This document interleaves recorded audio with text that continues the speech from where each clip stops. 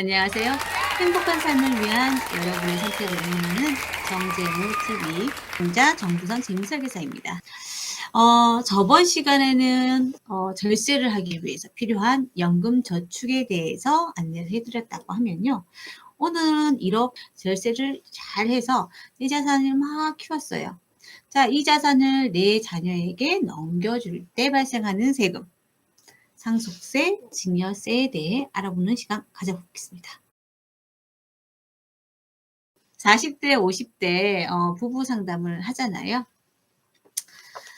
부부 상담을 하면 이제 상속세 재원 마련이라든지 자금, 자산을 이동할 때 이동 시에 더 많이 넘겨주는 플랜으로 유용하게 쓰이는 부분이 있어요. 왜냐면 종신보험에 가입하려고 권유할 때가 있거든요. 자, 이럴 때 남편분이 어떻게 얘기하시냐면요. 난 내 자녀한테 남겨주고 싶지 않은 그래서 이렇게 얘기하시는 경우 좀 있어요. 자, 그래서 조금만 마음 열고 생각해 보면 죽기 전에 지금 현재 살고 있는 아파트는 어떻게 없애고 할 거예요. 그죠? 그래서 상속세를 내지 않을 수 있는 경우는 거의 없다. 자산 규모가 좀 작으면 상관없겠지만. 자, 그래서 제가 부부 상담하면서 세금, 특히나 상속이라든지 그 증여세 관련해서 이제 얘기를 할 때 이렇게 먼저 질문을 해요. 지금 있는 자산 혹시나 본인께서 돌아가시면 현재 있는 자산 사회에 환원하실 계획 있으세요? 라고요. 자, 이렇게 질문을 해서 당연히 그렇게 해야죠 라고 하면은 저희 플랜은 이렇게 보입니다.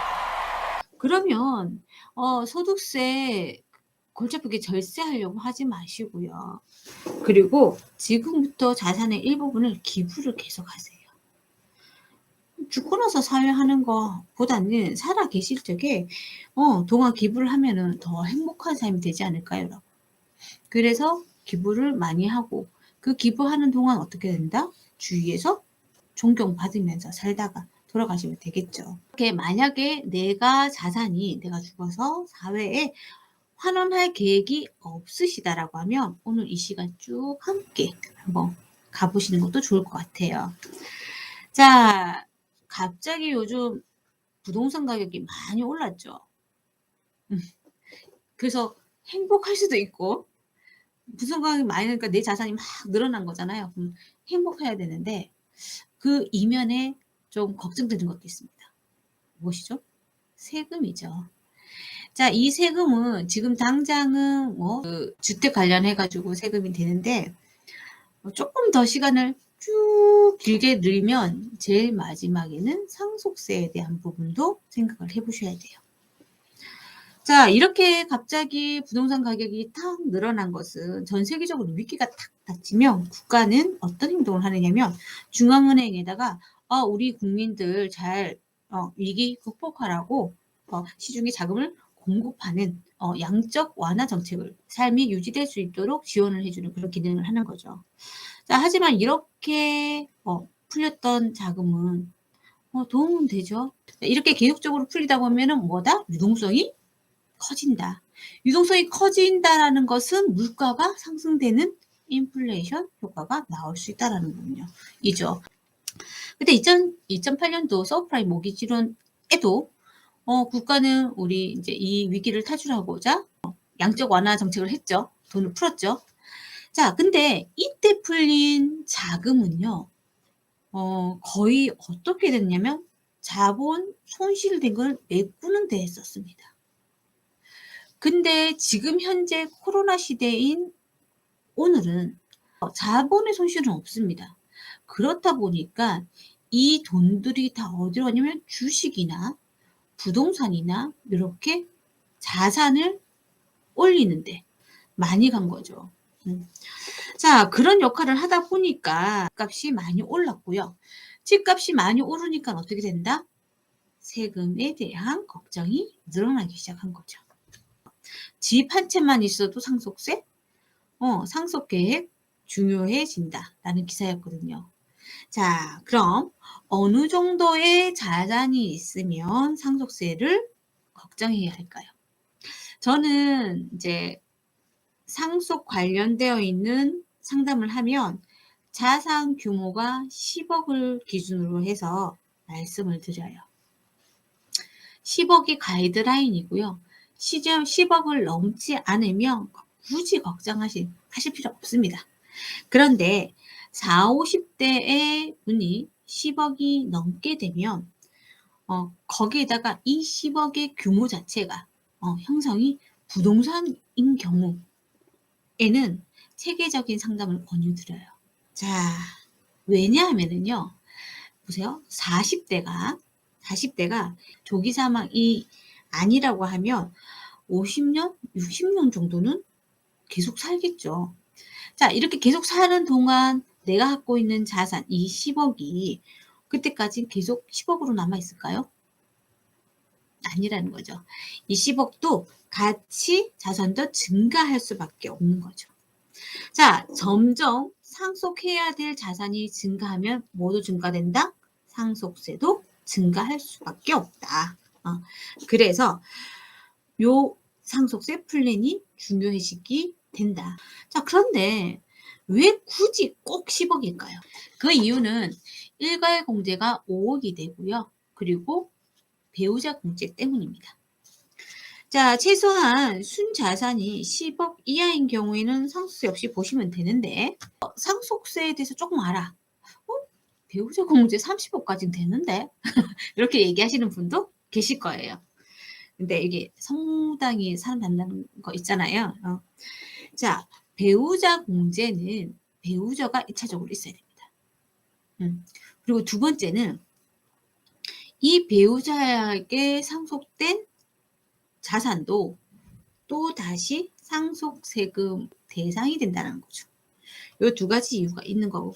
그래서 전 일반 공제 5억과 배우자 공제 5억 하여서 가이드라인이 10억이 딱 적정하다고 판단했습니다.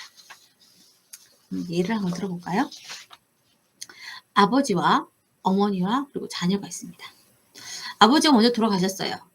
어머니에게 30억을 상속을 했습니다. 왜냐하면 배우자 공제는요. 배우자가 받는 금액만큼 공제되는 거거든요. 그래서 최고로 해서 30억을 상속했어요. 그리고 그 당시의 상속세는 어떻게 된다? 절세가 되겠죠. 하지만 차후에 어머니께서 돌아가시게 되면 이 30억의 재산은 또다시 상속세를 내야 합니다. 한번 아버님한테 냈다고 해서 어머니는 상속세 안 내? 그거 아닙니다. 자, 그래서 어머니께서 돌아가실 때 상속세를 안 내게 하려면 5억이 좋은 거죠. 왜? 아까 일괄 공제가 5억이었기 때문에. 이해되셨죠? 네, 이런 기준으로 저는 10억을 보고 있고요. 그리고 상속세는 어떻게 계산될까요? 기본 틀은 조금 알고 계시는 게 좋을 것 같아서 기본적으로 돌아가신 분의 순자산, 그렇죠? 자산에서 부채를 뺀 순자산에서 10년 이내에 증여한 자산이 있거나 혹은 갑작스럽게 인출된 출처가 없는 금융자산을 다 더하고요. 그리고 출처가 분명한 이거는 타인 자산인데 명의가 이 부모님 명의로 돼 있었어. 아니 아버지 명의로 돼 있었어. 요런 자산은 빼야 되겠죠. 실질적으로. 자, 그래서 출처가 분명한 타인 자산인 경우에는 빼고 계산해서 과세 가액이 되는 거죠. 자, 이 상속세 과세 가액에서 공제를 합니다. 인적 공제와 일괄 공제 둘 중에서 큰 금액을 하면 됩니다. 공제들을 빼면 상속세 과세 표준이 되는 거죠. 자, 이 상속세 과세 표준에서 곱하기 뭐 한다? 세율하면 내가 내야 될 세금이 나옵니다. 자, 과세 표준에서 과세 표준 금액이 1억 이하인 경우에는 10%만 됩니다. 자, 1억에서 5억 사이는 20%를 됩니다. 그리고 5억에서 10억 사이는 30%를 돼요. 자, 10억에서 30억까지는 40%를 됩니다. 30억 이상은 50%를 돼요. 예를 들어서 30억이다 하면은 곱하기 50% 해가지고 그러면은 상속세가 15억이야? 아, 그건 아니고요. 얘 같은 경우에도 누진 세율이기 때문에 거기에서 누진되는 부분을 갖다가 빼고 하지만 세금 자체가 단위가 크고 그리고 세율이 높아서 소득세 공제하는 그거보다 훨씬 더 큰 거죠. 그래서 저희 가이드라인에서 해당되시는 분이 있으면 지금부터라도 쪼끔씩 준비를 하시는 게 좋아요. 자, 그러면 여러분, 그 상속인이 많으면, 즉 상속받는 사람이 배우자하고 자녀가 있잖아요. 근데 자녀가 2명 있는 집도 있을 것이고 자녀가 4명 있는 집도 있을 거예요. 자, 이럴 경우에 어떤 가정이 더 상속세를 적게 낼까요? 상속받는 사람, 그러니까 상속인이 되죠. 상속받는 사람의 수가 적으면 적을수록 세금은 적게 냅니다. 거의 대부분 이렇게 질문하시면 사람 많으면 더 적게 내는 거 아니야? 아니에요. 사람이 많으면 많을수록 어떻게 되냐면 배우자 공제가 꽤 측정이 되기 때문에 세금이 더 나올 수가 있어요. 공제를 덜 받기 때문에. 내가 죽기 전에 아이한테 다 주면 되는 거 아니야? 맞아요. 상속세를 안 내려고 미리 자녀에게 주는 방법도 있습니다. 그런데 자, 미리 살아계실 때 자녀에게 자산을 딱 주면 상속세는 안 나오지만 증여세가 나옵니다. 자, 부모님이 자녀에게 자산을 이전을 할 때 살아계실 때 이루어지면 증여가 되는 거고요. 만약에 돌아가시고 하는 경우는 상속이 됩니다. 상속세 절세 플랜에는 증여라는 부분이 들어갑니다. 증여를 언제 해야지 부이전이 빨리빨리 되는 거거든요. 자, 그래서 증여를 하는 그런 과정에서는 증여 공제가 있잖아요. 10년을 기준으로 배우자한테 6억까지는 세금 안 받습니다. 다 성장한 자녀에게는 5천만 원, 그리고 미성년자인 자녀에게는 2천만 원이죠. 10년 주기로 뭐 한다? 자금을 합법적으로 이전 가능한 거죠. 자, 그래서 상속세 절세 플랜에는 장기적인 어떤 관점으로 플랜이 들어가요.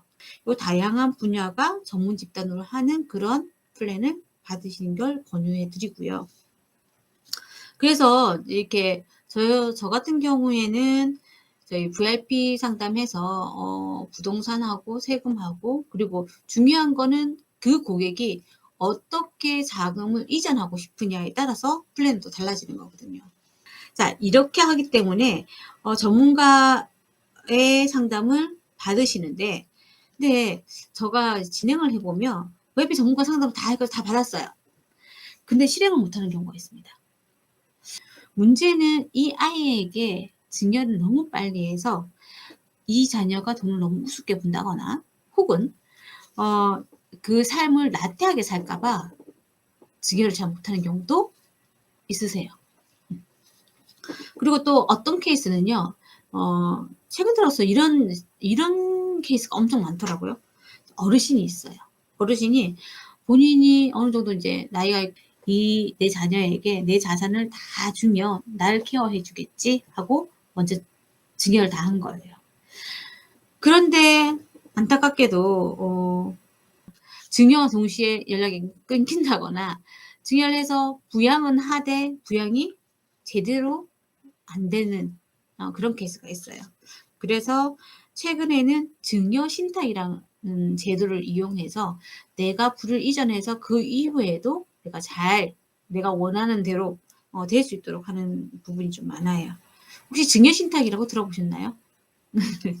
제가 이 부분 관련해서 케이스가 조금 있어서 2021년 마지막 방송 12월 30일 날 요 관련된 걸 다뤄보려고 해요. 자, 그리고 상속세를 납부하는 여러 가지 방법들이 있습니다. 그 첫 번째로는 현금을 그냥 납부하시면 돼요. 깔끔하죠. 자, 두 번째는 현금화 시켜서 납부하는 방법이 있습니다. 그리고 세 번째는 상속받은 자산을 대납하는 경우가 있습니다. 그래서 제일 간단하고 쉬운 방법은 현금으로 바로 탁 납입하는 건데, 그게 없다면은 현금화 시키는 방법 중에는 자신의 부동산을 팔아서 현금화하는 것이 좋습니다. 그런데 내가 이 부동산을 팔아서 내가 납부를 하겠으면은 판매하면 어떻게 될까요? 공시지가보다는 솔직히 매매가가 높잖아요. 이 매매가로 어떻게 된다? 다시 재평가된다. 그래서 상속재산이 늘어나서 그 상속세 또한 증가하게 되는 거죠. 자, 요런 조금 안 좋은 점이 있어요. 마지막으로 상속 부동산을 대납하는 것은 조금 더 심각합니다. 첫 번째로는 상속 부동산의 아까 평가를 어떻게 냈죠? 시가가 아니고 되게 공시지가로 하잖아요. 평가를 받지 못하는 경우가 그 첫 번째고요. 두 번째는 내가 상속받은 부동산들 중에 나 이 부동산 별로 안 좋으니까 요걸로 대납할게요. 이게 안 돼요. 국세청에서 거기 물건 중에 요걸로 대납해 라고 선택을 합니다.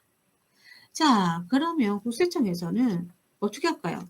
그 갖고 있는 부동산들 중에 제일 괜찮고 수익성 좋은 부동산을 가져가지 않겠어요? 이렇기 때문에 그렇게 조금 안 좋고요. 그래서 국세청에서는 상속세 재원 마련으로 보험회사에서 운영되는 종신보험을 적극 권유를 하고 있어요. 자, 그래서 오늘 내용을 조금씩 정리를 해보면 첫 번째는 재산이 10억이 넘으면 상속세 절세 플랜을 활용해보자. 그리고 두 번째는 상속세 절세 플랜은 미리 시작해야 돼요. 왜냐하면은 시간이 내 자산을 이전하는데 아주 큰 도움이 되기 때문에. 그래서 상속세 절세 플랜은 미리 시작하고 전문가와 함께 하자. 그게 두 번째 내용이었고요. 자, 세 번째는 상속세 재원 마련을 위해서 현금이 되어야 되는데 제일 죽음과 동시에 현금할 수 있는 것은 종신보험이다. 그래서 종신보험을 활용해보자였습니다. 자, 오늘 이 시간에는 이렇게 상속증여에 대해서 간단하게 말씀을 드렸고요. 자, 다음 주는 크리스마스에는 우리 아이들은 산타 할아버지를 기다립니다. 왜 기다리냐? 선물을 받을 수 있거든요. 근데 저희는 알잖아요. 산타클로스 할아버지가 아니고 우리 부모님들이 선물을 대신 준비해 주시는 거잖아요. 자, 그래서 준비해 봤습니다. 우리 자녀에게 투자 능력을 선물하는 주식계좌 만들어주기. 예, 그런 주제로 한번 만들어 봤고요. 자, 오늘은 이것으로 마치고요. 구독과 좋아요 그리고 공유는 우리들의 행복을 전파하는 일입니다. 아시죠? 세상이 모두 행복해지는 그 순간까지 정재무TV는 계속됩니다. 안녕.